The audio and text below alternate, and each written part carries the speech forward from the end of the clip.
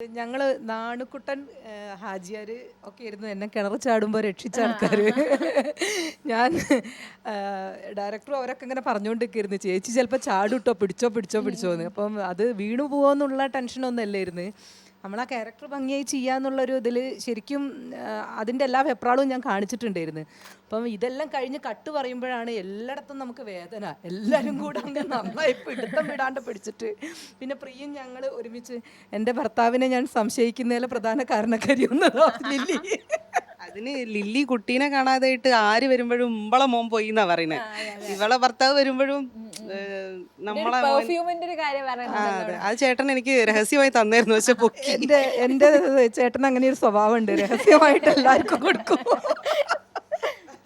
അപ്പൊ ഭൂലോക കോഴിയും സംശയത്തിന്റെ 4ാം സ്റ്റേജിലെത്തി നിൽക്കുന്ന ഭാര്യയാണ്. ഭർത്താവ് കിണറ്റിൽ വീണെടുത്ത് കരയുടെ ഒരു സീനുണ്ട്.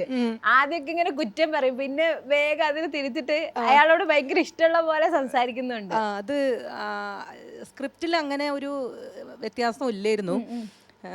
സരോജിനി കരയുന്നു, പിന്നെ മിക്കവാറും എൻ്റെ ഭാഗത്ത് സ്ക്രിപ്റ്റിൽ ഒരു ബ്രാക്കറ്റിൽ സരോജിനി പ്രതികരിക്കുന്നു, സരോജിനി കരയുന്നു, അല്ലാണ്ട് ഫിക്സ്ഡ് ഡയലോഗൊന്നും ഇല്ലായിരുന്നു.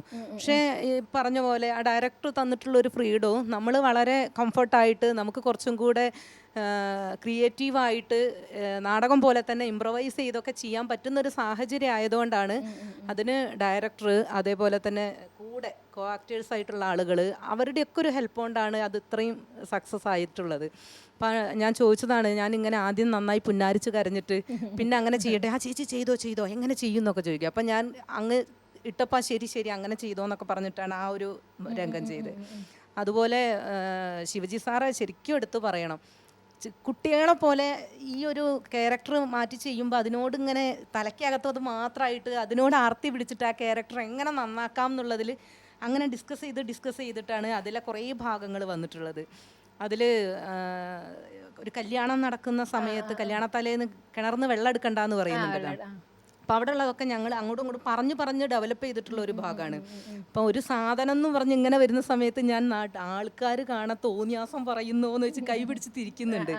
അപ്പോൾ ആ രംഗമൊക്കെ അങ്ങനെ പൊലിപ്പിച്ചെടുത്തിട്ടുള്ള ഒരു രംഗമാണ്. അപ്പോൾ അത് കഴിഞ്ഞിട്ട് കുറച്ച് കഴിഞ്ഞ് നോക്കുമ്പോൾ ആരോ എൻ്റെ അടുത്ത് വന്ന് പറഞ്ഞു, ശിവജി സാറിന് മുറിവ് പറ്റിയിട്ടുണ്ട്, ചോര വരുന്നുണ്ട്. അപ്പോൾ പോയി നോക്കുമ്പോൾ എൻ്റെ നഖം എന്തോ കൈ പിടിച്ച് തിരിച്ചേല് നഖം പറ്റിയിട്ട് കൈയൊക്കെ മുറിഞ്ഞ് ചോര കൊൽപ്പിച്ചിങ്ങനെ ഇരിക്കുക. പക്ഷെ ഭയങ്കര പോസിറ്റീവായിട്ട് ആള് ഭയങ്കര ഹെൽപ്പായിട്ട് ചെയ്തിട്ടുണ്ട്. പോസിറ്റീവായിട്ട് പരമാവധി ചെയ്തു, നിങ്ങൾ പരമാവധി ദ്രോഹിക്കും ചെയ്തിന്. ദ്രോഹിച്ചിട്ടുണ്ട്, എല്ലാവരും പരമാവധി പോസിറ്റീവായി ചെയ്തു. എന്നെ കൊണ്ട് പറ്റുന്നതിന്റെ മാക്സിമം ഞാൻ ദ്രോഹിച്ചിട്ടുണ്ട്.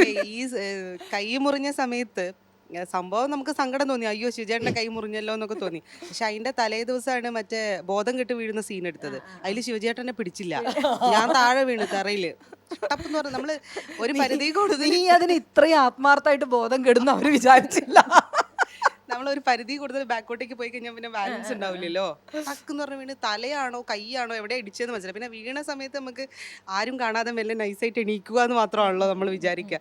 പിന്നെ അവിടെ ട്രൈബൽസ് ആയിരുന്നു, അപ്പം അവരുടെ അടുത്ത് കുറേ തൈലവും സാധനമൊക്കെ ഉണ്ട്. അപ്പം ശരിക്കും പറഞ്ഞാൽ ശിവചേട്ടൻ്റെ കൈ മുറിഞ്ഞതിൽ എനിക്ക് എവിടെയോ ഒരു മാനസിക സന്തോഷം ഉണ്ടായി. അതിൽ പിന്നെ ഞാൻ ഈ കക്കാൻ പോയ സമയത്ത് എന്നെ നാട്ടുകാർ കൂടെ ഇങ്ങനെ പൊക്കിയടിക്കുന്നുണ്ട്.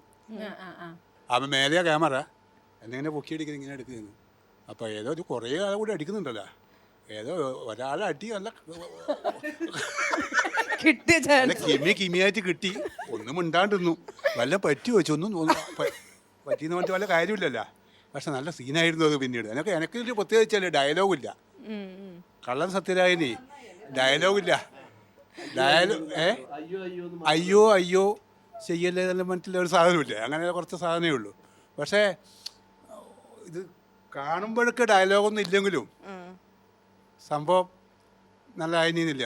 ഈ പറഞ്ഞൊക്കെ പ്രവീൺ സാറിൻ്റെ അവരോട് പിന്നെ ഇടപെടൽ ഒന്നും നമ്മളിങ്ങനെ ചെയ്തോന്ന് പറഞ്ഞതേ ഇല്ലു. പിന്നെ അധികം നമ്മളോടൊന്നും ചെയ്യാൻ പറയാൻ അധികം വേണ്ടി വന്നിട്ടില്ല. അങ്ങനെ സാധാരണ കള്ളനായിട്ട് നാട്ടിൻപുറത്ത് നമ്മളെ കാണുന്ന കള്ളനുണ്ടല്ലോ, നമ്മളെ നാട്ടിൻപുറത്തുകാരനാണല്ലോ. അപ്പോൾ നാട്ടിൻപുറത്തിലൊരു കള്ളൻ്റെ ഷേപ്പ്, ഓൻ്റെ ഒരു മുണ്ടൊടുത്തം അങ്ങനെ ഉണ്ടല്ലോ. അപ്പോൾ അതിന് വെച്ചിട്ട് ഇങ്ങനെ രസകരമായിട്ട് ചെയ്തുകൊണ്ട് നന്നായി എന്നാണ് പൊതുവെ ഇപ്പോൾ പറയപ്പെടുന്നത്. ശരിയായിട്ട് അല്ല, അതിനിടയിൽ ഈ എന്നെ ഈ വീട്ടിനകത്ത് നിന്ന് പൊക്കുന്നുണ്ടല്ലോ പോലീസ് പൊക്കി ആർന്നും അടിക്കുന്നുണ്ട്. എന്നാലും നമ്മുടെ ഭാര്യ എന്താ പണിയെടുക്കുന്നത് വെച്ചാൽ ഈ കക്കണ്ട ഒരു സദ്യയിൽ മാത്രമേ ഇല്ലൂ മറ്റു നമ്മളെ അടിക്കുന്നതിലൊരു വേദനയോ അങ്ങനൊന്നും കാണിക്കുന്നില്ല. അങ്ങനത്തെ ഒരു കഥാപാത്രം ഒരു പ്രത്യേക രസമായിരുന്നു അത് കാണാൻ. ഇപ്പൊ ഈ ശിലാവതിയിലെ കള്ളന്റെ കാര്യം പറയുമ്പോ എന്തെങ്കിലും നിങ്ങൾക്ക് ബാക്ക് സ്റ്റോറി അങ്ങനെ എന്തെങ്കിലും പറഞ്ഞിട്ടുണ്ടായിരുന്നോ? അല്ലെങ്കിൽ ഇങ്ങനെ ഒരു കള്ളനാണ് ആ ഒരു ഇല്ലില്ല, സാധനം മാത്രമായിരുന്നോ? എനിക്ക് പിന്നെ അധികം പറഞ്ഞു തന്നിട്ടില്ല. എന്നോട് പറഞ്ഞു കള്ളനാണ്. അത് തനതായ രീതിയിൽ അങ്ങോട്ട് ചെയ്തെന്നുള്ളൂ, സ്ഥിരമായിട്ട് ചെയ്യണതാണ്. കണ്ടപ്പോ തോന്നിയിട്ടുണ്ട്. അത് പറഞ്ഞു നിങ്ങളൊരു തനതായ രീതിയിൽ അങ്ങോട്ട് ചെയ്തോ പിന്നെ അത് ഇതാവുമെന്ന് പറഞ്ഞു. അപ്പോൾ ആദ്യം ഒരു കുട്ടി ബാഗ് പിറകിലിട്ടിട്ട് ഒരു വരവാണ്. അപ്പോൾ തന്നെ എല്ലാവരും കൈയടിക്കൊക്കെ ചെയ്തു. അപ്പോൾ സന്തോഷമായി. അപ്പോൾ ഒരു അങ്ങനെ അല്ലേ അവർ കണ്ടിട്ടുണ്ടാവുമല്ലോ. ഞാനും സത്യേട്ടനും കാരവനിൽ സത്യേട്ടൻ വന്നിട്ടുണ്ടായിരുന്നു. പക്ഷെ എനിക്കറിയില്ലായിരുന്നു സത്യേട്ടനാണ് എൻ്റെ ഭർത്താവ് എന്നൊന്നും അറിയില്ല. ഈ ഉണ്ടോ ഇതിലെന്ന് ചോദിച്ചു. ഞാൻ പറഞ്ഞാൽ ഞാൻ ഉണ്ട്.